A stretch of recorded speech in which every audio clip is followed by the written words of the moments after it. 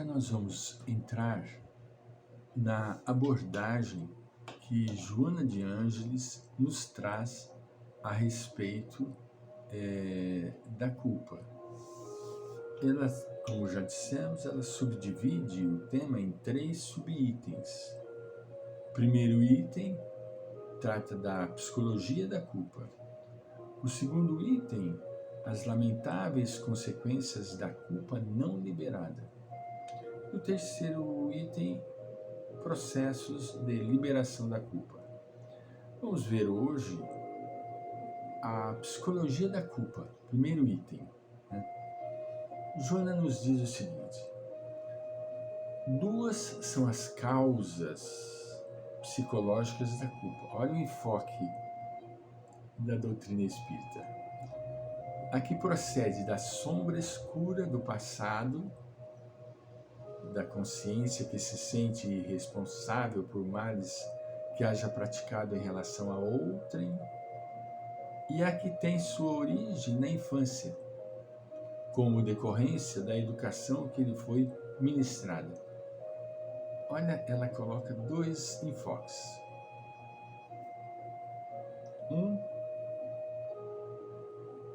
A sombra, o passado, o inconsciente coletivo, onde nós arregimentamos uma série de elementos que precisam ser trabalhados. E a outra, na infância, como decorrência da educação que foi ministrada. A culpa, preste atenção, a observação de Joana. A culpa é resultado da raiva que alguém sente contra si mesmo, voltada para dentro, em forma de sensação de algo que foi feito erradamente. Este procedimento pré-existe à vida física, preste atenção, porque originário na sua primeira proposta como gravame cometido contra o próximo, que gerou conflito de consciência. Este procedimento pré-existe à vida física. O que quer dizer? O nosso passado, resultado lá do nosso passado. Quando a ação foi desencadeada, a raiva, o ódio ou o desejo de vingança, ou mesmo a inconsequência moral, não permitiram a avaliação do destino, atendendo ao impulso nascido na mesquinhez ou no primarismo pessoal. Pelo fato da pessoa não ter ainda a maturidade suficientemente desenvolvida, veio aquele ímpeto e a pessoa agiu. Quantos casos nós já citamos que a pessoa, depois que fez, se arrepende? Mas já fez. Já fez, Quando a ação foi desencadeada, quando a ação foi desencadeada, a raiva, o ódio, o desejo de vingança, ou mesmo a inconsequência moral, não permitiram a avaliação.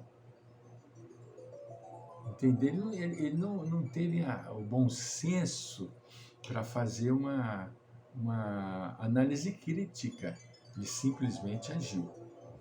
Lentamente, porém, o remorso gerou o fenômeno de identificação do erro, mas não se fez acompanhar da coragem para convenientemente reparação, transferindo para os arquivos do espírito o conflito em forma de culpa, que ressuma facilmente ante o desencadear de qualquer ocorrência produzida pela associação de ideias condutora da lembrança inconsciente. Olha que interessante, Lentamente, porém, o remorso gerou o fenômeno de identificação do erro. Ele identificou o erro e deu aquele remorso. mas ele não teve a coragem para fazer o refazimento, né? Não teve a coragem para corrigir, não teve essa coragem.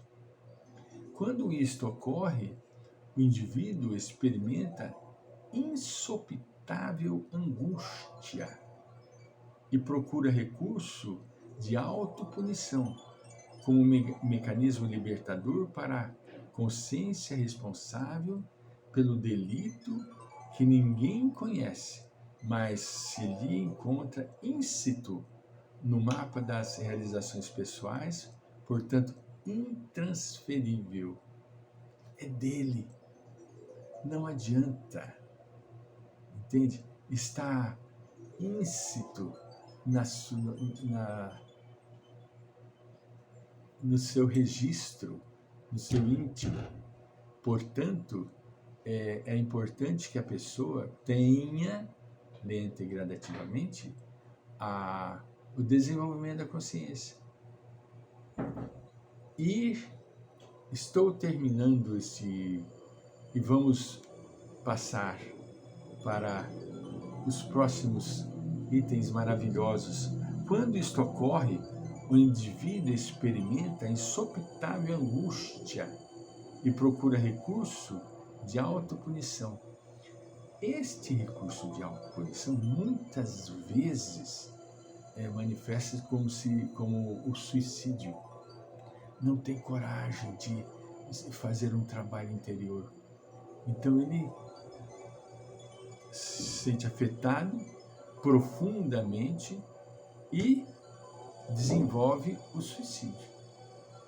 É um quadro entristecedor, de profunda dor, de profundo sentimento que nós precisamos simplesmente ter muita compaixão, muito amor pelas pessoas que se encontram nesta rede tenebrosa que é o processo obsessivo, né?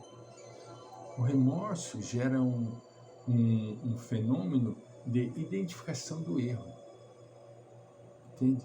Quando isto ocorre, o indivíduo experimenta insopitável angústia. Insopitável angústia, entende? Ele procura a autopunição. Apresenta-se como uma forte impregnação emocional em forma de representações ou ideias, lembranças inconscientes, parcial ou totalmente reprimidas, que ressurgem no comportamento, nos sonhos, com fortes tintas de conflito psicológico. O indivíduo não aguenta. Portanto, caríssimos, quando nós nos deparamos por um quadro onde a pessoa manifesta angústia ou desespero, nós não podemos julgar. Nós precisamos ter no coração a gota da misericórdia para analisarmos com amor como Jesus recebeu a pecadora. Queres te curar? Quero, Senhor. Estás curada, estás curada. Atire a primeira pedra quem estiver sem pecado. Todos foram embora. Entende? Então, nós precisamos entender que atrás de uma dor, de um conflito, de uma angústia, deve existir um coração profundamente aflito, profundamente desesperado. E nós não podemos ser um juiz impenitente, um juiz que julga com maldade, com impiedade. Não podemos ser isto. Todos nós trazemos as nossas fraquezas íntimas, todos nós, né? Na segunda hipótese, no caso da má formação educacional, especialmente quando impede a criança de desenvolver a identidade, conspira para a instalação da culpa. É uma pena quando a criança é reprimida de tal forma que ela não consegue desenvolver a sua própria identidade. Então ela absorve a figura materna, a figura paterna, não é? Normalmente exige que o educando seja parcial e adulador, concordando com as ideias dos adultos, pais educadores, que estabelecem os parâmetros da sua conduta, sem terem em vista a sua espontaneidade, a sua liberdade de pensamento, a sua visão da existência humana em desenvolvimento e formação. A criança não pode perder a esperança de ser o que ela verdadeiramente é. Uma criança em desenvolvimento. Portanto, caríssimos amigos e irmãos, nós não podemos, né? Se nós reprimirmos, se nós agrilhoarmos a criancinha, ela vai crescer e desenvolver, se tornar uma personalidade completamente dependente, insegura, instável e sem o seu autoconhecimento. Voltaremos.